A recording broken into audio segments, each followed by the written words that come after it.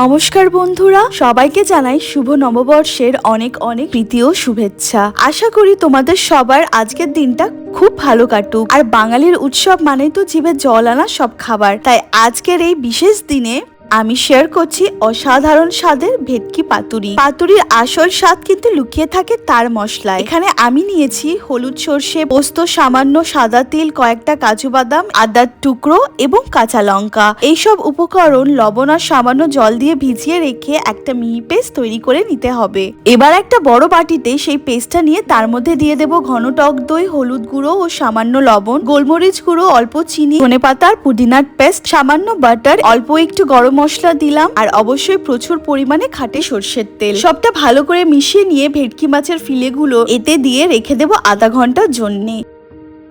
এবার কলা পাতা নিয়ে তার মাঝে মশলা মাখানো মাছের টুকরোগুলো রেখে উপর থেকে আরেকটু সর্ষের তেল আর দুটো কাঁচা লঙ্কা দিয়ে দেব আর সুতো দিয়ে যত্ন করে বেঁধে নিতে হবে যাতে মশলা পেরিয়ে না যায়। এবার গরম ভাপে বা স্টিমারে কলা পাতাগুলো দিয়ে 15 থেকে 20 মিনিট ঢেকে রান্না করলেই তৈরি আমাদের গরম গরম ভেটকি পাতুরি। গরম সাদা ভাতের সাথে এই পাতুরি থাকলে নববর্ষ দুপুরটা জাস্ট জমে যাবে। দেখো বন্ধুরা, মাছটা কত সুন্দর সেদ্ধ হয়েছে। কেমন লাগলো আজকের এই স্পেশাল রেসিপি অবশ্যই কমেন্ট করে জানাবে। তাহলে দেখা হচ্ছে পরের ব্লগে। বাই।